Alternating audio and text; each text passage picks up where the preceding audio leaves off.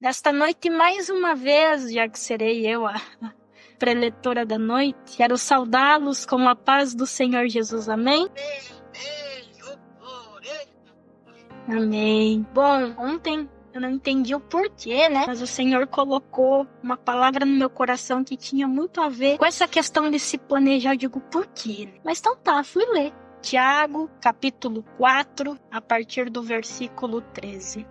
Também vou abrir aqui na minha Bíblia para nós lermos juntos. Mas a palavra nesta noite nos diz assim: ouçam agora, vocês que dizem, hoje ou amanhã iremos para esta ou aquela cidade, passaremos um ano ali, faremos negócios e ganharemos dinheiro. Verso 14 nos diz assim: vocês nem sabem o que lhes acontecerá amanhã. Que é a sua vida? Vocês são como a neblina que aparece por um pouco de tempo e depois se dissipa. Verso 15 vai nos dizer, ao invés disso, deveriam dizer, se o Senhor quiser, viveremos e faremos isto ou aquilo. E o verso 16 nos diz assim: agora, porém, vocês se vangloriam das suas pretensões. Toda vanglória como essa é maligna. Bom, fazendo uma breve introdução a respeito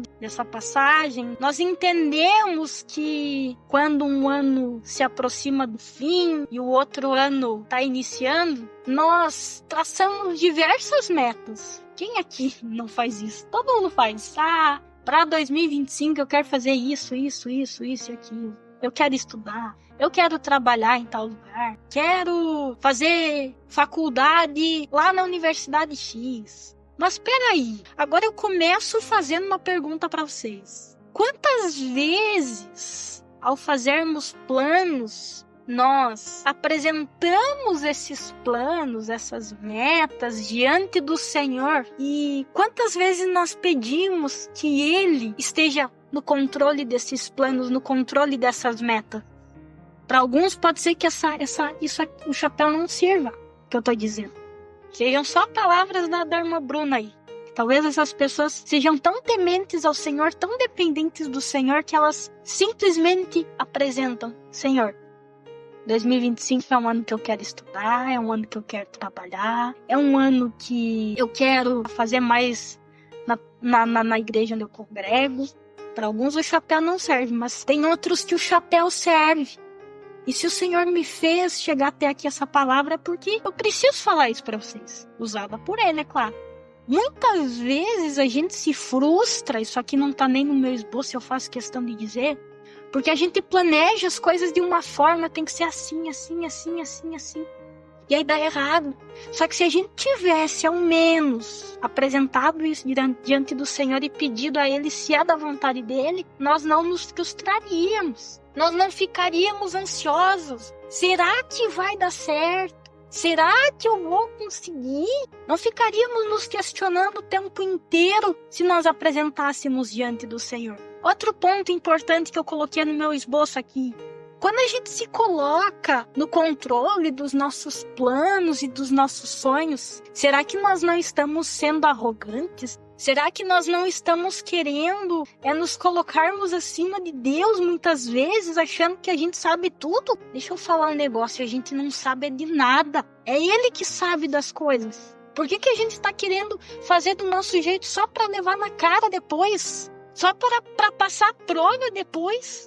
Pagar o preço depois por uma coisa que não era pra gente ter feito? Talvez determinadas coisas que a gente planeja, determinadas coisas que a gente faz que contribuem para que a gente se afaste da presença dele. Com essas atitudes de a gente querer tomar o controle da situação, será que nós não estamos ignorando a grandeza dele quando a gente quer fazer do nosso jeito? É a mesma coisa quando um pai diz assim pro filho: filho, não vá lá, não faça isso. Aí o filho, metido a inteligente, vai lá e diz assim: eu vou, eu faço, não vai dar nada. Vai lá e quebra a cara. É exatamente isso que acontece com a gente quando a gente quer se colocar acima de Deus, quer fazer do jeito que Deus não planejou. E aí tem muita gente perdendo de viver o que Deus preparou por bobagem. Para de ser assim, para de ser arrogante, Para de querer que você acha de achar que você sabe e você não sabe de nada. Outra coisa, entenda, a vida ela é muito breve. Hoje nós podemos estar aqui traçando planos para o que a gente vai fazer amanhã, depois de amanhã, o mês que vem. Só que a gente não sabe até quando a gente vai estar aqui. Por que traçar tudo do jeito como a gente quer? Sabe? Eu não tô dizendo que a gente tem que viver a vida louca, não pensar em nada, não pensar em ninguém. Mas a gente tem que entregar a Deus os nossos planos. Outra coisa, às vezes você pode estar traçando planos, mas quem disse que esses planos vão se cumprir? De repente você tá planejando tanto fazer tal coisa e aí surge, sei lá, para você mudar de cidade.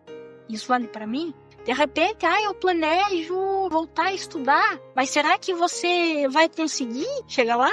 Então, pense nessas questões aí. E outra coisa que esses versículos nos ensinam é que ao invés de nós sermos arrogantes, nós devemos depender do Senhor, de maneira que Ele esteja controlando as nossas vidas. Que Ele coloque algo no teu coração e você faça. Não querer agir por impulso. Não querer agir do seu jeito. Não querer fazer do seu jeito. Ou querer agir que nem Maria vai com as outras. Que se os outros falar para você fazer, você faz. Vai falar com teu pai. Toda vez que você quiser fazer alguma coisa. Toda vez que você tiver um plano na tua mente. Vai falar com ele para ver se é da vontade dele. Vai falar com ele para ver se é isso mesmo. Se tá certo. Outra coisa. Quando nós olhamos para o versículo 16, nós vemos que esse trecho ele nos ensina que nós não devemos nos vangloriar, porque isso é mal. Pessoas que agem dessa maneira, pode reparar, são pessoas vazias, que às vezes tu tem até eu vou falar uma gíria aqui, um ranço, e tá com essa pessoa porque, tudo ela sabe, tudo ela tá certa. A pessoa não tem 100% de razão, ela tem 200% de razão. Porque ela fez e deu certo. Porque não sei o quê. Mas sabe, aonde que tá a dependência em Deus? Aonde tá a humildade em reconhecer a grandeza de Deus, a presença de Deus na vida dessa pessoa? Que não sejamos pessoas assim, vazias, arrogantes, que querem achar que sabem das coisas e não sabem de nada. Tem muita gente por aí e quebrando a cara porque faz 1001 planos e nada dá certo. E aí você me pergunta assim, irmã Bruna, como é que eu faço isso? Seja humilde.